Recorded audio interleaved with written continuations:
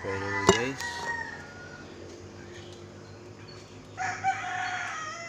mayong buntag. By the way guys, ang ating pamahaw karon is ito. Yan. At tinatawag natin itong gatasan. Yan, gatasan. Huli natin to kagabi.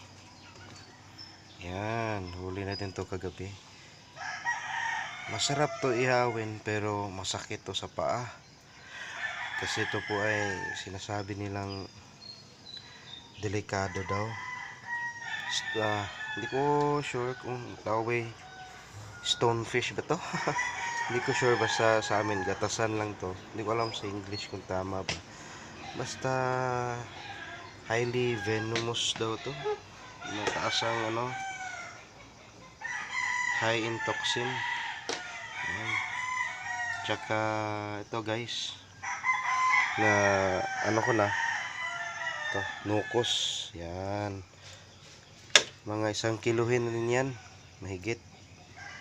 Yan, yan ang para sa aking mga inakin, aking mga anakins, adobong nukos mga pre.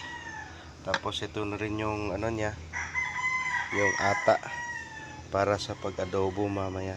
Yan. So nga pala, sa mga nagbabalak na mag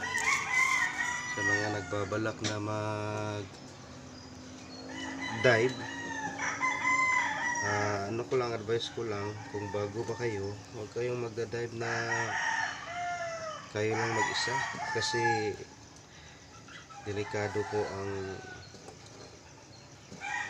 pamamana tuwing gabi tsaka umaga, kasi hindi natin alam kung sa tinatawag natin na cram o kaya ang mga hindi natin alam kung ano ang mga disgrasya na darating kung tayo ay nagda-dive. Una,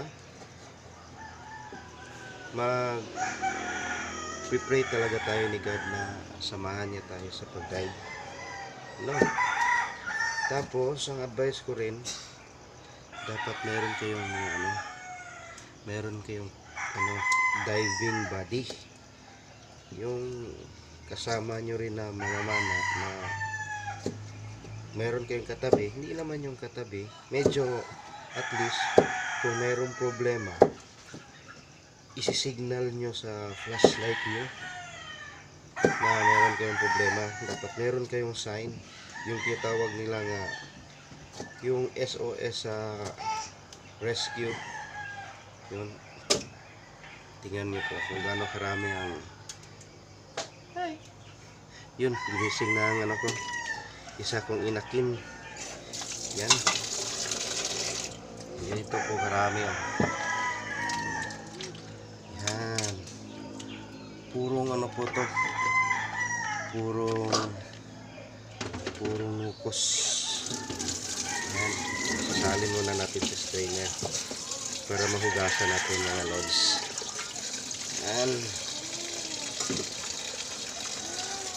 pagkatapos natin dito isalin dyan yung naman mga ricados. Yan. Salamat Lord sa biyaya. Ito, buti na lang merong net kagabi, hindi to nakapunta sa malalim na parte ng dagat, pero hindi naman siya nasa loob, nasa tabi lang siya ng pukot, yung tinatawag naming pukot. Tapos pag daan ko,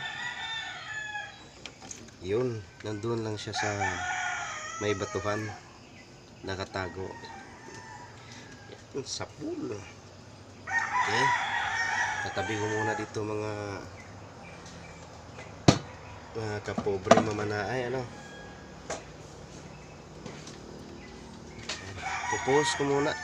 Pupost ko muna kasi para sa ano.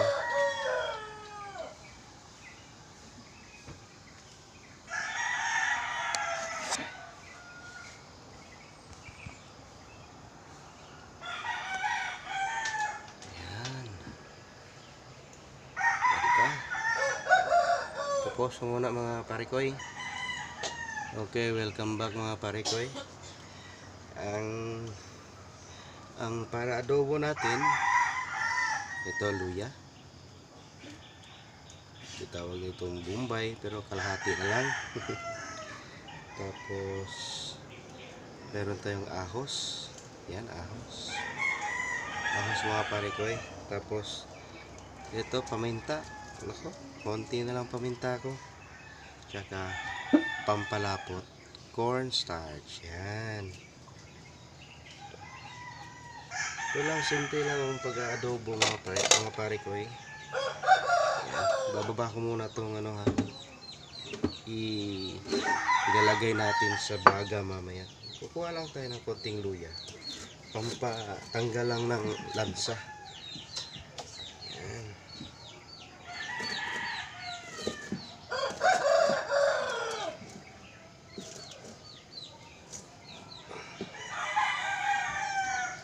Itong bawang. Mamaya na yung bawang. Ito munang sibuyas. Diretso na.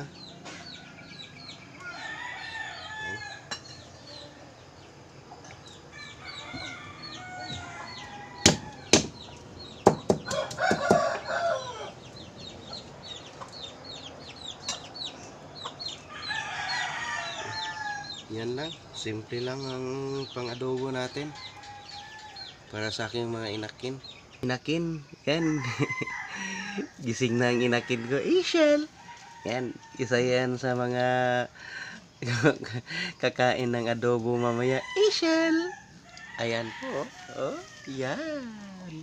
Okay. Pasensya na sa aming setup ha kasi wala po kasi kaming electric stove. Oh. Ay, siya nga pala. Nagpapasalamat pala ako sa aking diving buddy na si Paring Agi. Ito na. Mga pre. Yan. Konting konting oil.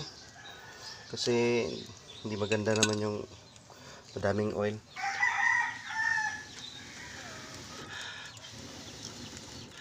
Yan, papainitin muna natin yan. Ilalagay ko muna dito sa sa aking original stand, sa aking ayan, cellphone. Oh, yun.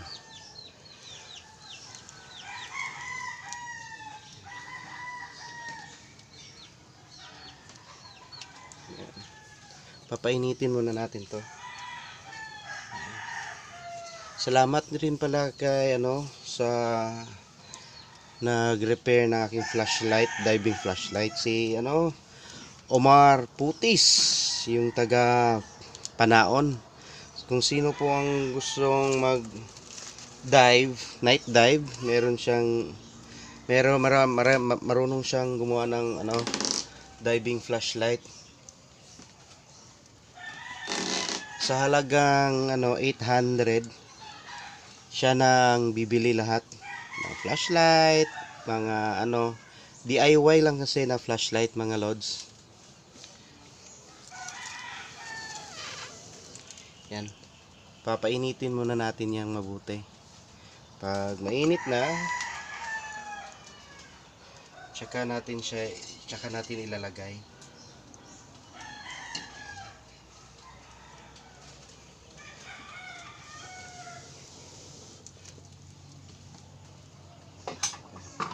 Bukan mo natin.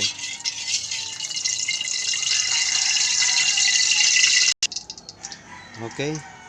Mainit na siguro po to mga lods. Unang ilalagay natin bawang.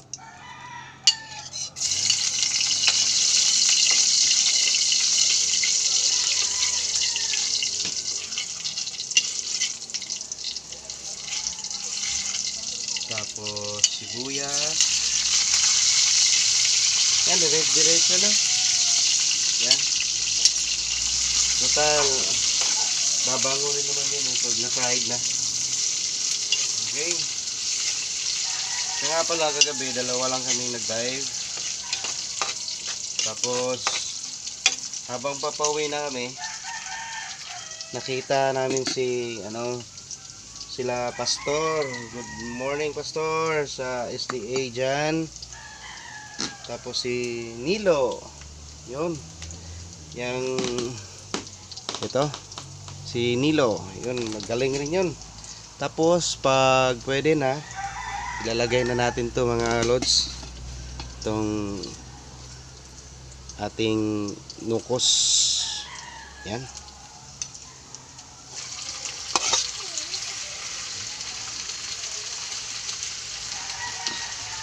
Hahaluin mo muna mga lods. Tapos ang iba, kaya hindi mabango ang nukos nila kasi paglagay nila sa frying pan o sa sa kalaha, nilalagyan nila agad ng toyo. Ang magandang gawin nyo mga lods, takpan nyo muna. Takpan nyo muna mga lods para ang mga rekado ay manunuot. Okay. Pag bumango na, lagyan na natin ng paminta. Ayun ako, tanggal pang kahoy.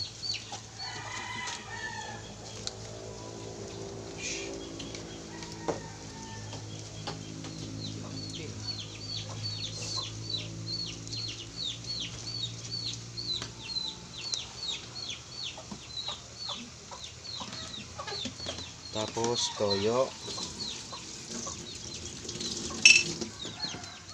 konting suka.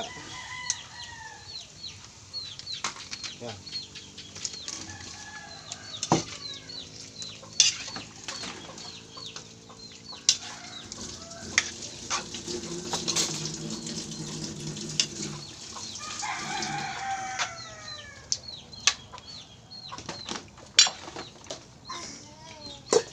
Takpan muna natin. Ganun mga second boys.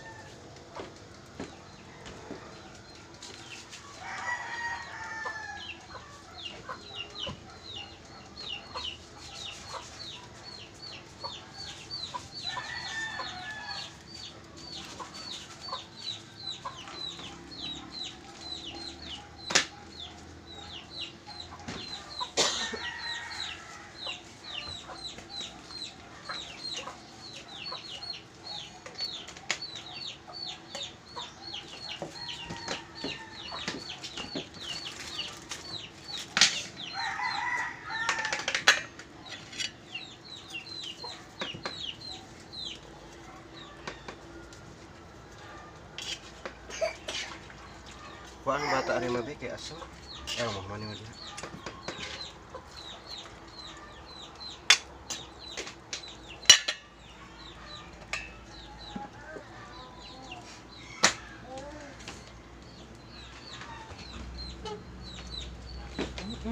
Aptik ay gawin si Elian.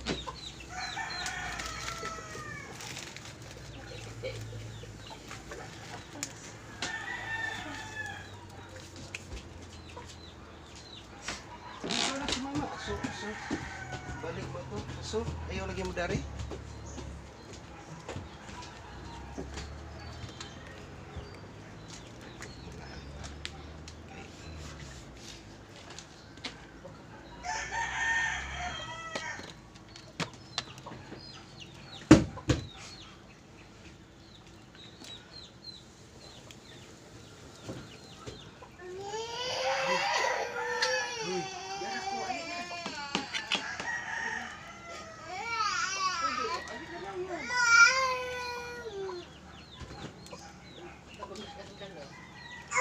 Kumba mo na.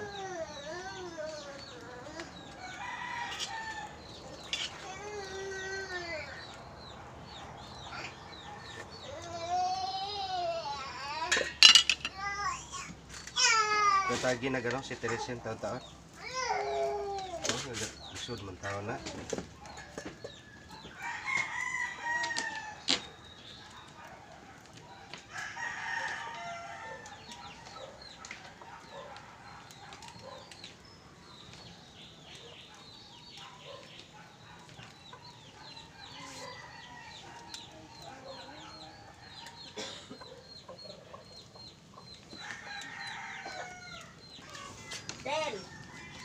na mga lods.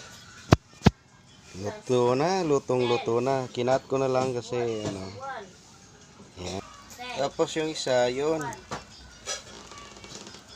Yan, nilagay ko na sa baga para inihaw na isda. Okay? Thank you for watching guys. Yan.